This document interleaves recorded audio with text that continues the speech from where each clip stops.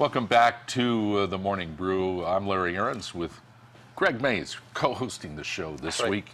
He'll be asking key questions. Rachel's already nervous about what Greg is going to ask. Hard-hitting. He's here to break some news. That's right, that's right. Rachel Sams is editor-in-chief of Albuquerque Business First. And first off, you and I were at a wonderful charity event last night, the March of Dimes Celebrity Chefs Auction. Yeah, that's what it was called. That was a really unique event. There were 6 or 7 different chefs from some of the top restaurants in the state, auctioning off some packages to dine with them and all of that. I was trying some of their food. Yeah, absolutely. The food was amazing. There was some pretty great stuff. Oh my gosh, it was so good. And had a ball. And I met your husband, and we had a really nice evening. I know you guys did too. It was a wonderful time. It was a very unique event. Very good. All right, Rachel, award season. It is. For Albuquerque Business First, and you did the top CEOs, was it last week? That was last week, and now we're moving on to the next thing and kicking off Best Places to Work. It's a really exciting time of year. We're spotlighting a lot of great leaders and a lot of great companies with top CEOs last week. This was the 6th year we've done this award, and it really is just looking to recognize some of the top leaders of all different kinds of organizations here in New Mexico, both to spotlight the great things that they're doing, and also because many of our readers are not CEOs yet, but they want to be. So they can learn who some of the executives are in the state that their peers feel are doing things really well, and kind of learn from their stories. So the way that Top CEOs works is we take nominations from the public, ask them to nominate their favorite leaders, and then we ask those leaders to complete an application, share some information, share their story. We recruit some great judges, all of whom are leaders in the business community themselves. Many of our judges were Top CEOs alums. And they evaluate the applicants on professional achievement, leadership, and community involvement. And the top scorers are our honorees. And last week we spotlighted 20 CEOs. We had a crowd of about 350 out at Sandia Casino, and it was just a really festive atmosphere. We learned a lot about some of the things that these CEOs are doing. Some of the people that we spotlighted included folks like there was a woman named Stacy Ertl. She's the founder of a company called Bridges. It is an autism treatment provider. So she founded the company, creating these services that were very much needed, and has really seen a lot of growth and strength in the company. John Kiner, a lot of our viewers might know him. He's a real estate agent, went out on his own, also started up a company called Q Realty, and is very involved in the charitable community here. And one of the neatest things about the event, we did a video in which each of the CEOs shared the names of the organizations they worked with.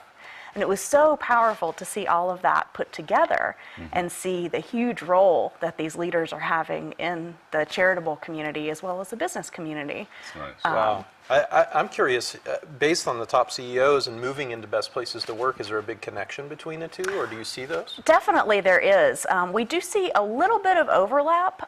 Certainly the leader sets the tone for any company. That's a great segue into Best Places to Work. It is a really, really neat award that we've been doing for almost a decade. It is the top workplaces in the state as judged by, we don't recruit a panel of experts for this one. The judging comes from the authorities on the subject, which is these companies' employees. Wow. We partner with a company called Quantum Workplace. They are experts in workplace satisfaction surveys. And a company nominates itself, or one of the workers nominates the office, and then they work with Quantum. Quantum anonymously surveys their employees. They have an online system set up that's very secure. And they ask all kinds of questions about just all aspects of workplace satisfaction. How are the benefits? How is your relationship with your management? So that gets to that leadership and the tone from the top. And what are the opportunities for professional growth? Do you feel like you are a part of what this company is doing? And those answers are what determines who the top companies are. We'll be announcing the top companies for 2014 today on our website.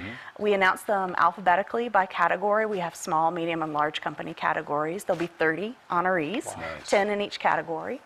And that's out of a record number of applicants this year. We saw it become more competitive than ever before this year.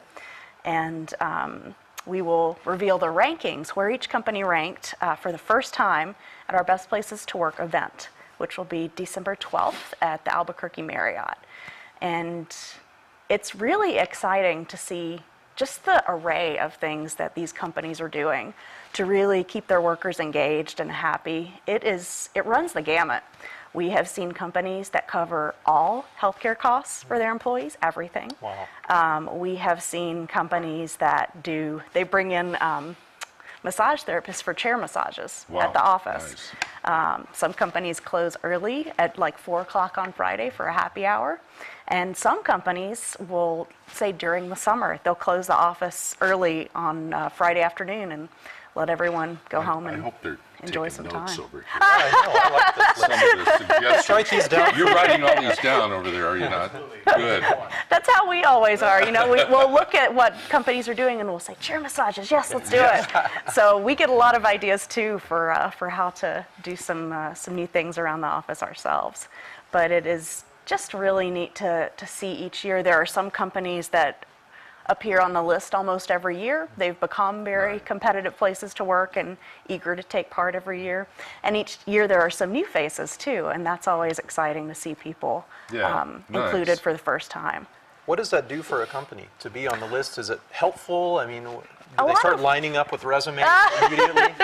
A lot of companies do tell us it's very helpful in recruiting. It's just one more sign from the outside world and from the inside world, since it's the vote of the employees that gets them there, to say, hey, this is a place where if you come here, you'll feel really fulfilled and have a great experience. Wow. You were saying that this gets really competitive. Very much A so. lot of companies want to win this. Definitely.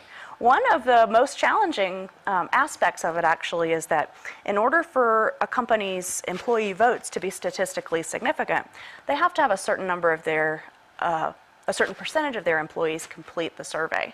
So that can be challenging with all of the other things that employees have to do in their lives. Companies that are taking part are regularly reminding people, hey, get your votes in, and the larger a company is, sometimes the more challenging it can be. The percentage that need to complete the survey is adjusted according to company size, but certainly that is one of the big challenges to get those votes in and manage that process, work with the employees to make them aware of it and make sure they take part. And then the votes themselves, all you can do to really influence that is just be a great workplace and offer lots of neat things for your staff. Sounds like it. I love it. That's great. You guys always, and I think it goes to the principle of recognition. Everybody wants to be recognized for their good work. It's like the book of lists that you guys put out. Yeah. I guess that'll be out in early next year. It will. We're working hard on it right I now. bet. And everybody wants to be in that and Yes. be recognized for their productivity and their success. Yeah, it's a real benchmark for a lot of companies. Recognition is powerful, and a lot of people and companies like that competitive element. That's very tied in often with success in business. And at the Best Places to Work event, you really see that competition. Businesses will bring a big percentage of their workers. Some of them, it's like they close down the office. Maybe they've got someone covering the phones and everyone else is there. They're cheering. They're really showing their spirit. And there just is that drive among companies and among great leaders to share with the world what they've learned and what they're doing. That's really significant. I mean, just imagining a company being all together in one place, cheering for the company. I mean, that's your demonstration of excitement about the company you work for. So that's pretty fun. Yeah, definitely. It's kind of a morale. Everybody's morale is really high coming out of the event. Right. Oh, that's very cool.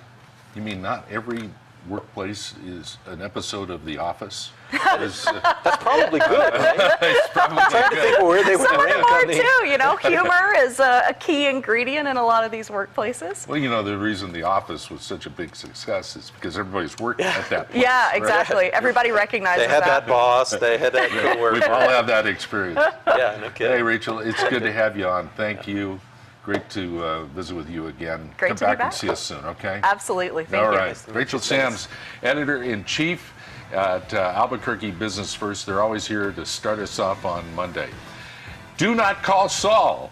You may have seen the campaign. Now you're going to meet the attorneys, the local attorneys behind the campaign.